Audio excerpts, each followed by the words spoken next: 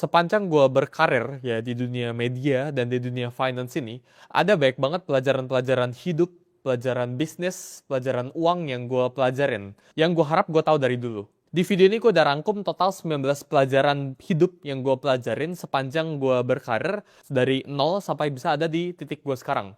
19 pelajaran hidup yang gue pelajarin di umur ke-19.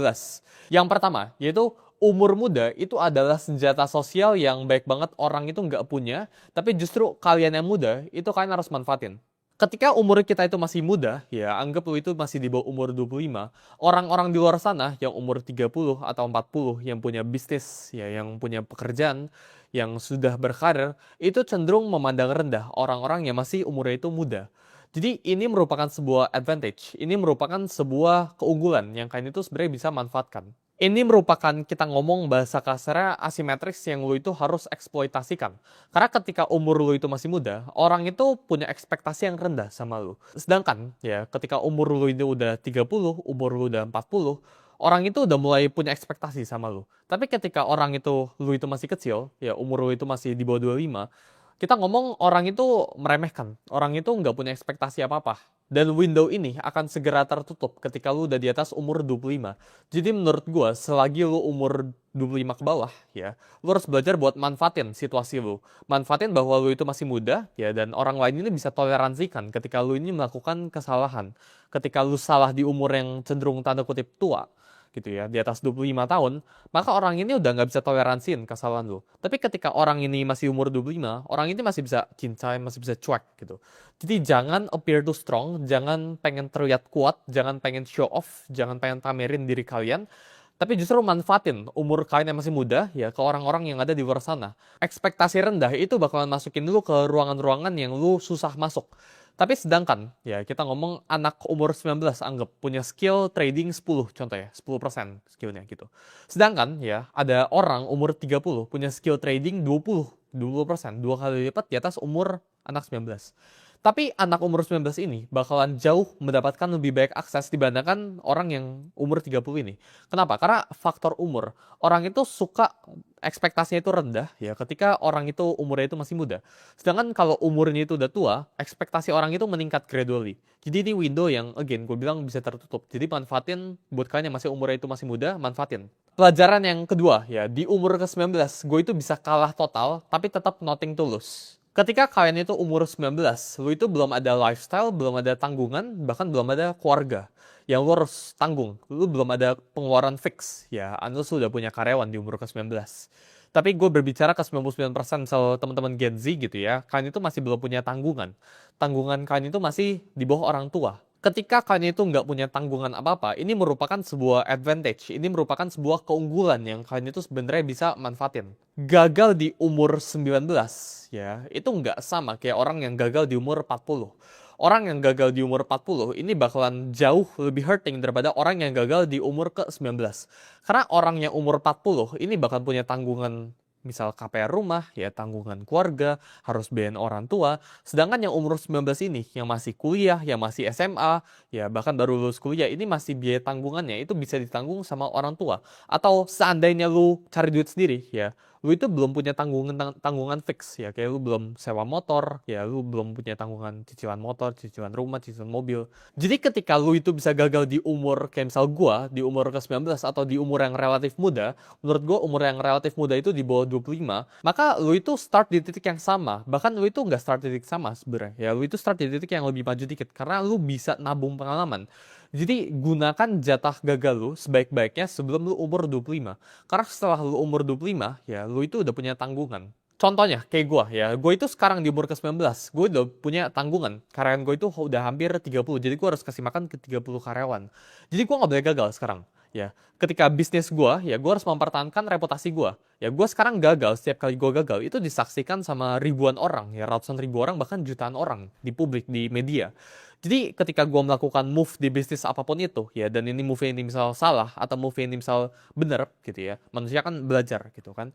Ini sekarang gue itu disaksikan, jadi gue itu udah punya something to lose. Sedangkan kalian yang baru mulai, ya, atau orang-orang yang uangnya itu relatif masih muda umurnya, gitu ya, atau belum mulai karirnya sama sekali, ini punya jatah gagal yang baik banget. Dan justru kalian itu harus pakai jatah gagal kalian sebaik-baiknya. Karena jatah gagal itu merupakan sebuah pelajaran. Pelajaran yang ketiga, ya, belajar buat negosiasi atau menjual diri kalian. Gue sering banget lihat orang di luar sana, ya, mencoba buat negosiasi. Tapi kenyataannya, negosiasi dan melamar itu dua hal yang berbeda.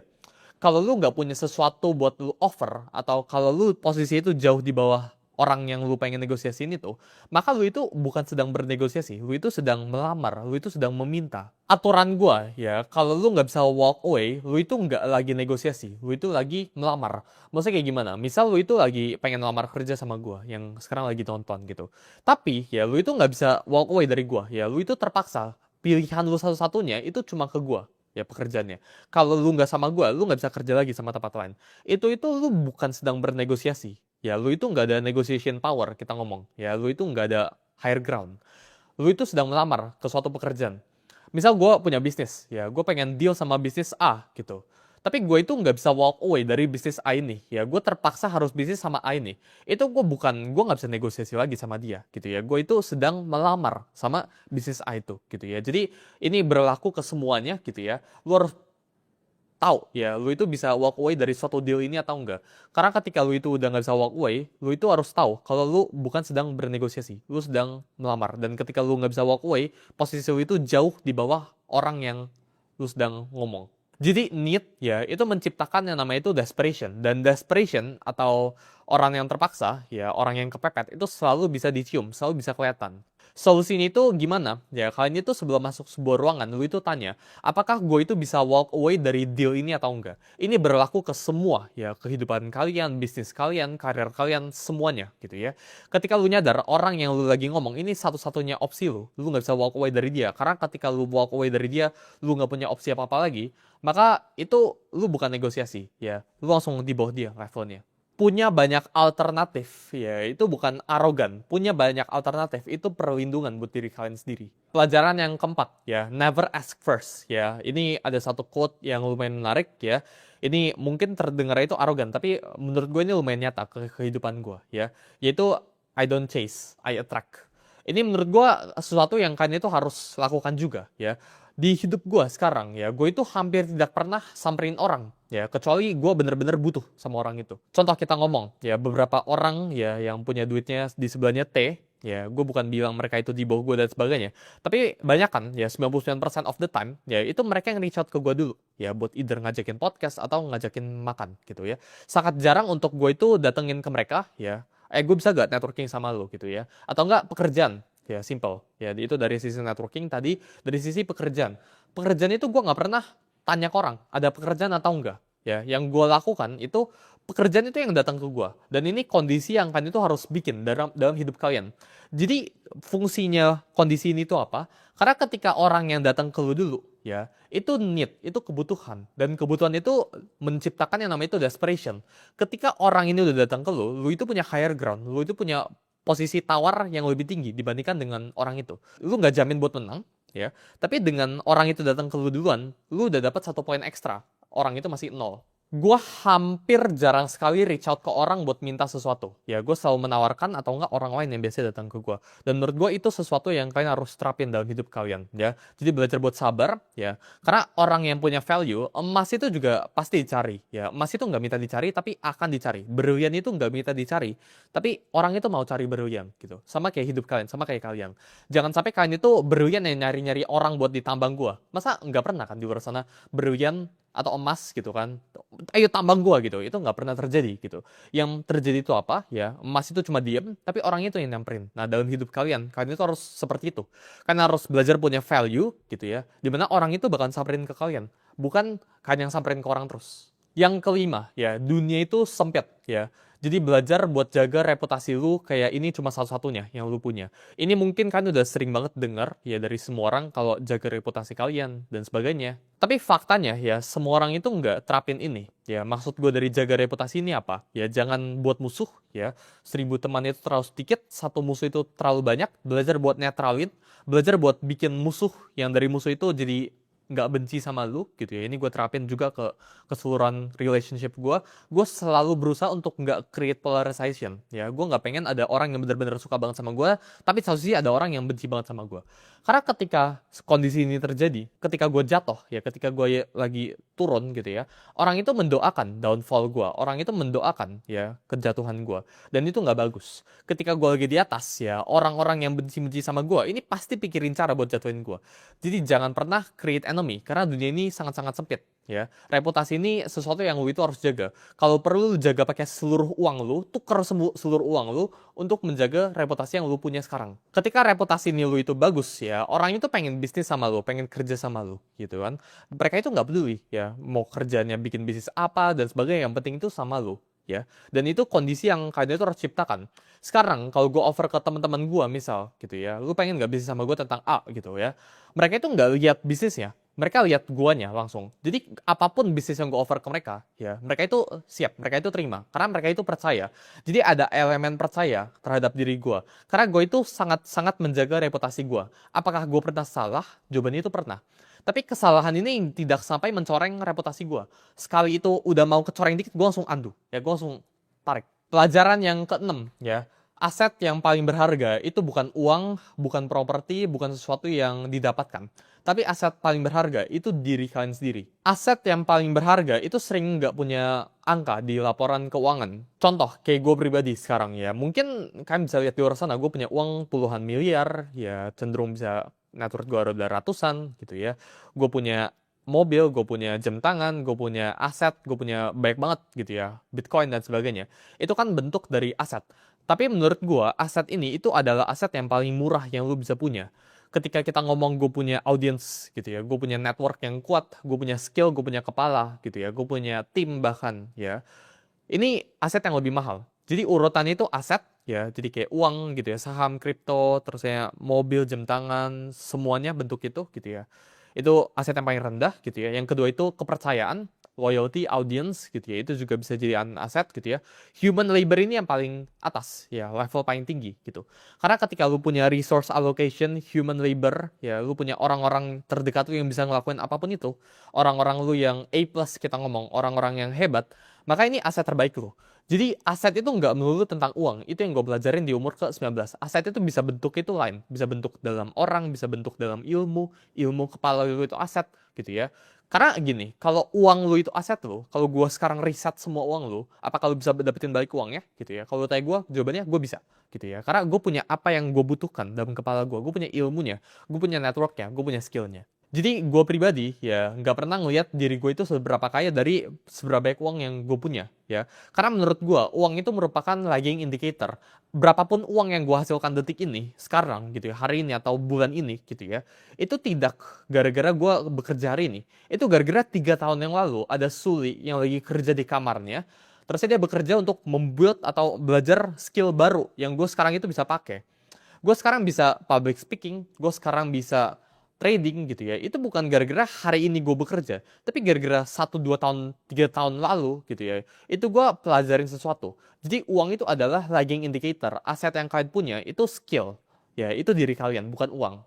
Pelajaran yang ketujuh, wait and see atau diam, itu juga sebuah move. Ya, orang zaman sekarang itu pengen itu gerak terus. Ya, jadi mereka punya bisnis, mereka punya karir. Biasanya yang bekerja itu mereka itu pengennya, oh gue pengen gerak, hari ini harus ngapain, harus ngapain, harus ngapain gitu. Misal gue sekarang, gue diserang gitu ya. Misal ada audience, gue ada hater gitu ya, yang talk bad, yang ngomong negatif tentang gue gitu. Gue nggak ngapa-ngapain, gue tinggal diam aja. Karena diam itu posisi yang leverage. Ya, ketika mereka itu menghabiskan energi mereka, ya ngoceh gitu terus ke gue itu nggak habisin energi apa-apa buat nyerang mereka balik atau buat mikirin mereka. Bahkan itu nggak pernah terlintas dalam pikiran mereka. Haters gue itu atau orang-orang yang mencemooh gue, ya meskipun sedikit sekarang gitu ya, itu nggak pernah terlintas dalam pikiran gue. Ya, orang suka nyerang, oh Suli orangnya kayak gini, Suli salah analisis dan sebagainya. Ya mau itu benar atau salah, diam itu merupakan sebuah posisi, diam itu merupakan leverage. Gue nggak perlu balas mereka, mereka itu akan menghilang dengan sendirinya. Karena gue lihat ini patternnya ada di mana-mana ya. Orang yang lebih sukses dari kita, orang yang lebih kaya dari kita, itu tidak pernah talk bad tentang kita. Karena kalau mereka itu talk bad tentang kita, mereka itu artinya bukan di atas kita. Belajar buat bedain kapan waktunya buat kalian bicara, kapan buat waktunya kalian diem ya. Jadi ketika waktunya itu lu lagi diserang dan sebagainya, misal gue gitu ya, itu majority gue diem, gue nggak pernah ngapa-ngapain. Ya, berbicara ini ketika apa? Ketika lu ada waktunya, ketika lu mendapatkan data dan faktanya, ya. Jangan pernah sembarangan bicara, ya, ke depan media atau ke depan teman-teman lu, ya. Again, balik lagi ke yang 6 tadi, ya. Dunia ini sempit, gitu ya. Jadi lu harus menjaga reputasi lu harus menjaga mulut lu ini harus dijaga, ya. Lu nggak boleh sembarangan ngomong. Yang ke-8, ya. Tahu apa yang lu nggak tahu itu jauh lebih penting daripada tahu apa yang lu tahu. Jadi ketika ada sebuah fakta, ya, orang-orang yang pintar-pintar, ya, yang sok pintar di luar sana, ya, itu bakal ngomong, oh gue tahu A, gue tahu B, gue tahu C, gue tahu B, gitu kan. Tapi ketika gue ngomongin, lu tahu E gak? Oh itu gue nggak tahu sih, gue. Jadi mereka itu nggak tahu tentang apa yang mereka nggak tahu. Justru yang harusnya kalian tahu, ya, itu apa yang kalian nggak tahu. Jadi self-awareness kalian itu harus tinggi. Ya, coba kalian tulis di dalam kertas gitu ya. Apa sih kekurangan-kekurangan kalian? Tahu kelemahan kalian itu jauh lebih penting daripada tahu kekuatan kalian, ya. Artinya apa? Kalau lu tahu kelemahan lu itu apa? Ya berarti lu harus avoid, lu harus singkirkan. Ya ini jangan ada di hidup lu gitu. Tapi tahu semua kekuatan lu itu semua orang bisa. Karena semua orang itu punya bias terhadap dirinya sendiri. Jadi belajar buat tahu apa yang lu nggak tahu atau punya self awareness yang tinggi. Ya, jadi hari ini itu gue kurangnya apa itu lebih penting daripada lu tahu apa yang lu kerjain hari ini. Pelajaran yang ke-9 ya, orang yang paling berbahaya di suatu ruangan itu bukan orang yang paling pinter, tapi orang yang paling nggak butuh atau orang yang tidak terlihat seperti ada kepentingan, orang yang paling misteri. Yang namanya itu power, ya power itu bukan soal kapasitas kalian atau lu punya berapa banyak duit. Yang namanya power itu soal ketergantungan, ya ketergantungan lu itu terhadap suatu pihak dia butuh atau enggak gitu.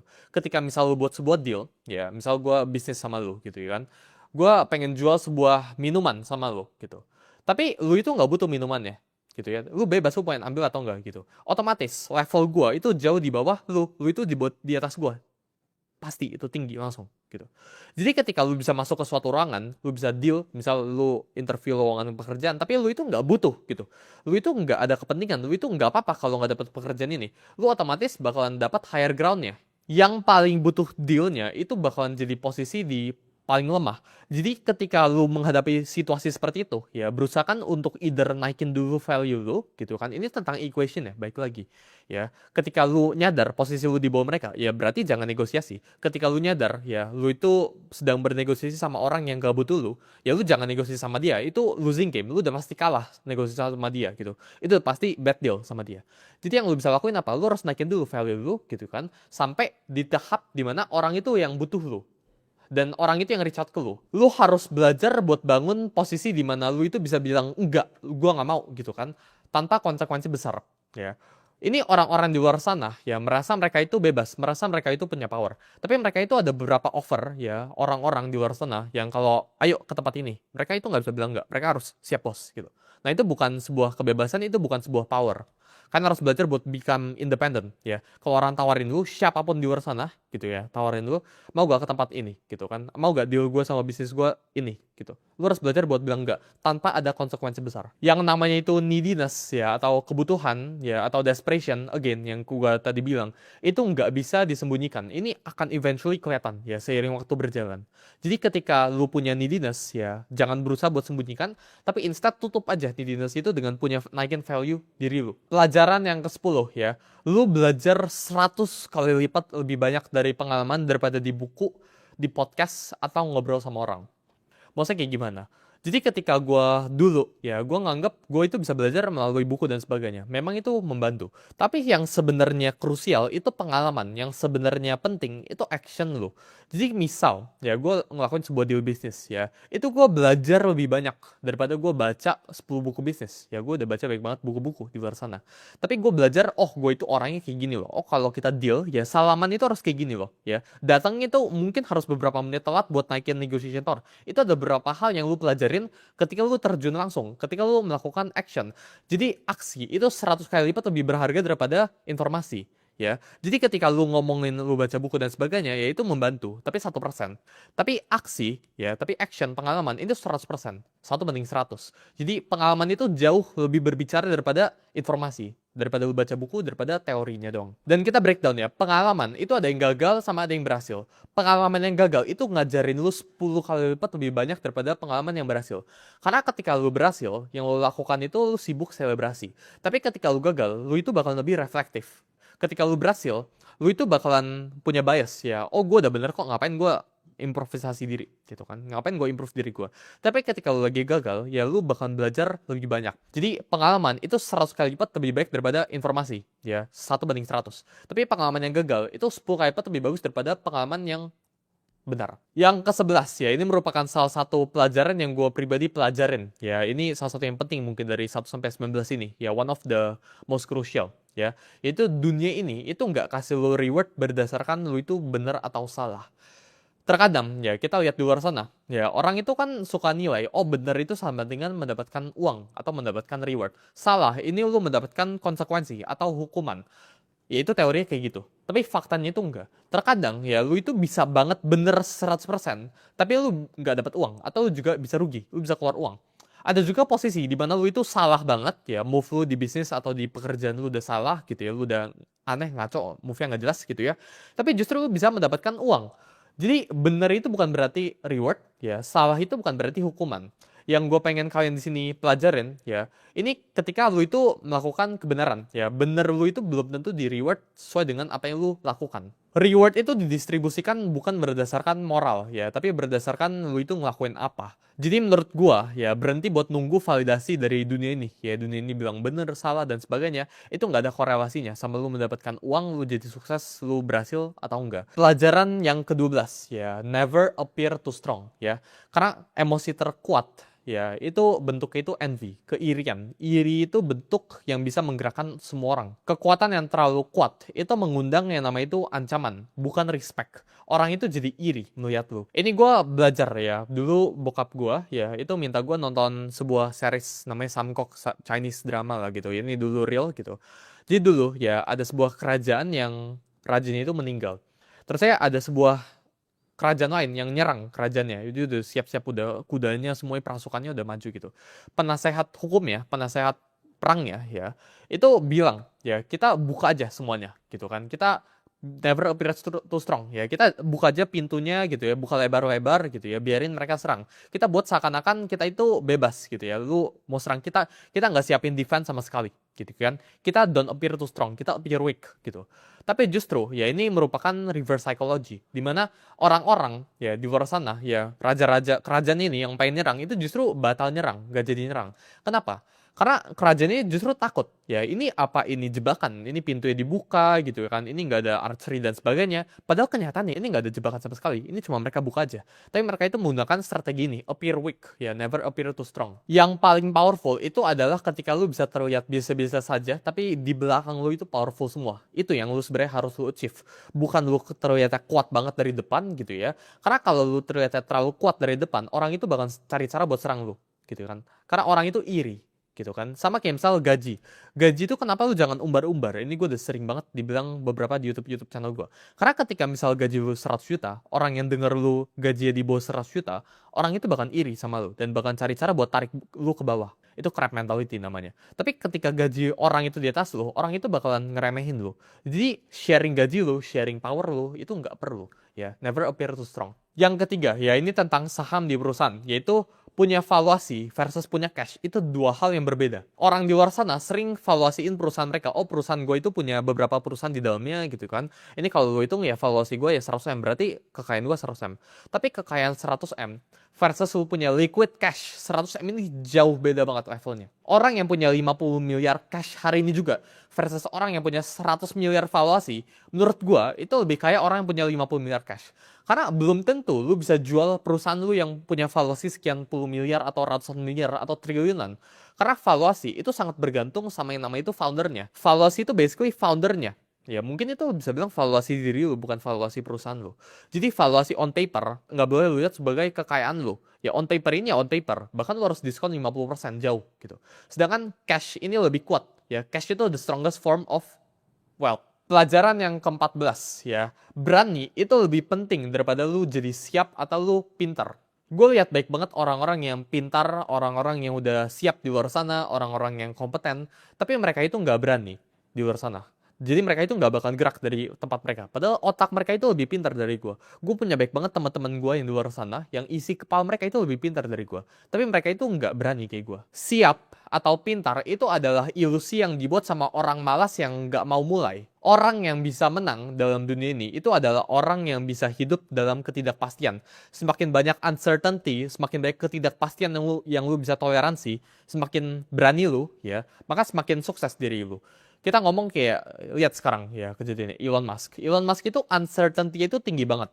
Elon Musk kan dibilang punya kekayaan $1 triliun, ya, the world's first trillionaire, katanya kayak gitu.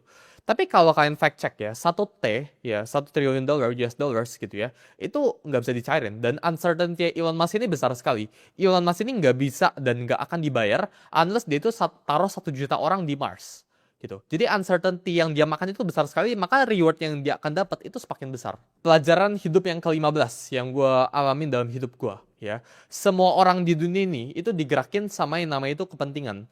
Bahkan orang yang lu paling percaya pun.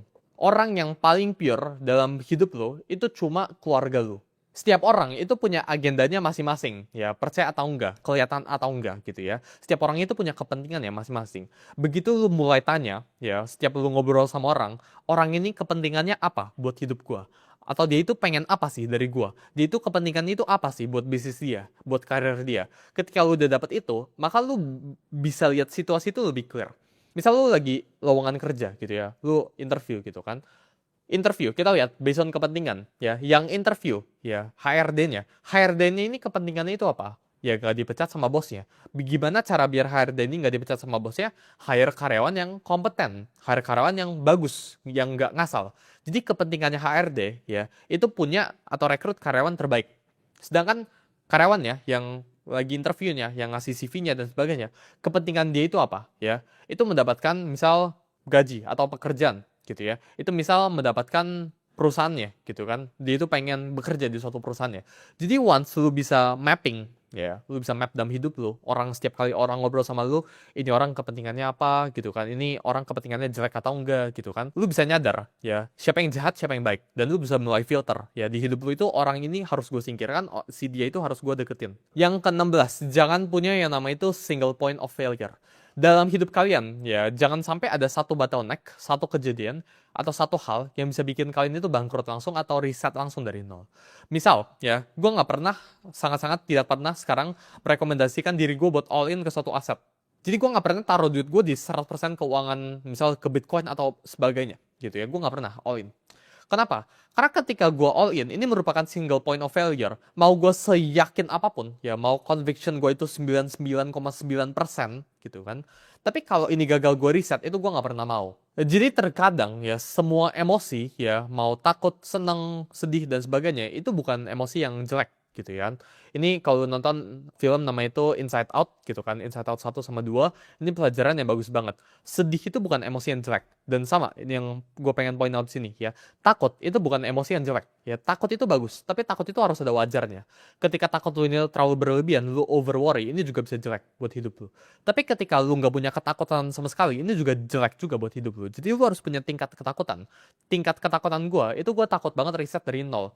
Ya, dan gue punya fear gue sendiri. Kalian itu juga harus punya fear kalian sendiri. Bukan berarti orang yang sukses, orangnya apapun itu, gitu kan, itu nggak boleh punya fear. Kalian itu harus punya fear kalian masing-masing. Kalian itu harus punya emotion yang balance, gitu. Karena ketika lu nggak punya ketakutan sama sekali, ya gue all in terus aja. Ini beresiko buat gue pribadi. Jadi emosi, semua emosi itu sifatnya itu baik. Nggak ada sih emosi yang sifatnya itu benar-benar jelek. Pelajaran yang ke-17 ya, bedakan yang namanya itu sibuk dan produktif. Ya, orang itu sering bilang, oh itu gue sibuk, ya, gue sibuk 8 jam sehari, ya. Tapi sibuk mereka 8 jam ini menghasilkan berapa banyak, ya. Sedangkan orang yang produktif, ya, mereka itu bisa aja cuma kerja 1 sampai 2 jam, gitu kan. Tapi mereka, gitu kan, ini bisa menghasilkan lebih baik daripada orang yang bekerja 10 jam. Itu ibarat kayak ada satu pak gitu kan, ini harus diangkat semuanya gitu kan. Orang yang sibuk itu yang bakal ngangkat sesuatu gitu kan, mereka angkat gitu, capek, itu sibuk, orang sibuk.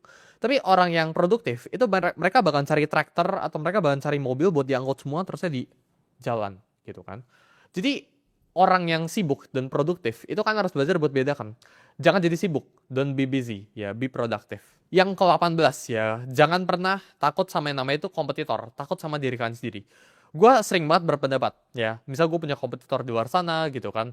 Gimana kalau kompetitor gue ngelakuin A? Gimana kalau kompetitor gue itu disuntik dan sebagainya, diapain dan sebagainya. Kompetitor gue grow dan sebagainya.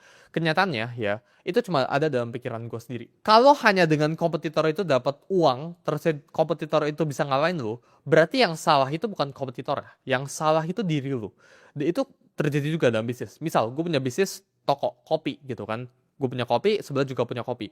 Kalau sebelah dengan sebelah ini diinjek 1 miliar, tiba-tiba dia bisa grow di atas gue, ya. Terusnya gue nggak bisa outgrow dia. Masalah itu cuma di capital. Berarti itu kesalahan itu ada di gue, bukan ada di kompetitor gue. Jadi kalian itu harus belajar buat evaluasikan diri kalian sendiri, bukan evaluasikan kompetitor. Belajar buat lebih tahu diri kalian sendiri, lebih tahu apa yang kalian nggak tahu dibandingkan kompetitor kalian. Ya, analisis kompetitor itu perlu, tapi nggak penting, nggak sepenting kalian analisis diri kalian sendiri. Yang membunuh suatu bisnis atau suatu karir itu bukan kompetitor, ya, tapi diri kalian sendiri yang nggak di-upgrade, foundernya yang nggak di-upgrade. Benchmark yang paling jujur yaitu bukan berdasarkan market, tapi berdasarkan diri kalian yang tahun lalu sekarang. Jadi kalian bisa tanya ke diri kalian sendiri, ya, apakah gue lebih baik dari tahun sekarang sampai tahun lalu, ya. Kalau sekarang gue itu hasilin 100, tahun lalu gue hasilin berapa? Kalau tahun lalu gue hasilin 100 sama, berarti ini gue stuck nih, ya. Jangan lihat dari market. Misal market tahun lalu itu ngasilin 100, market sekarang, tahun sekarang gitu ya. Ini ngasilin 90 contohnya. Berarti kalau gue tahun lalu ngasilin 100, tahun ini ngasilin 100, secara hitungan market gue itu menang. Tapi kenyataannya itu enggak. Ya, lu itu nggak boleh compare diri lu itu berdasarkan market. Lu itu harus compare diri lu berdasarkan diri lu sendiri. Yang ke-19, compounding itu nggak melulu tentang uang, tapi melulu tentang skill dan network. Network kalian yang kalian punya sekarang itu adalah sesuatu yang kalian harus maintain. Ini bagaikan subscription. Lu harus sering ketemu mereka. Semakin lu sering subscribe sama mereka, semakin lu sering ketemu sama mereka, lu semakin dekat dan lu semakin terjaga networknya. Lu nggak bisa network itu cuma saling follow-followan IG, cuma ketemu setahun sekali. Itu sesuatu yang lu harus maintain. Network itu sesuatu yang lu harus maintain dan ini compound. Orang yang ketemu 1 tahun versus orang yang ketemu 10 tahun, ini bakalan lebih deket orang yang ketemu 10 tahun. Rewardnya itu bakal jauh lebih besar. Lu bakalan punya akses lebih baik ke sebuah orang gitu ya. Kalau lu udah kenal dia selama 10 tahun dan lu udah sering deket sama dia. Jadi compounding itu nggak melulu tentang uang, dan belajar buat compound skill kalian, belajar buat compound network kalian, belajar buat compound uang kalian sejak dini, sejak kalian masih muda. Karena time advantage, kayak yang gue bilang dari advice yang pertama, ya, ketika lu masih muda, yang lu bisa unggulkan itu bukan uang lu. Ya, anak muda itu nggak punya uang, tapi anak muda itu punya waktu, yang dimana orang-orang yang di atas, yang umur 40-50 itu nggak punya, yaitu waktu.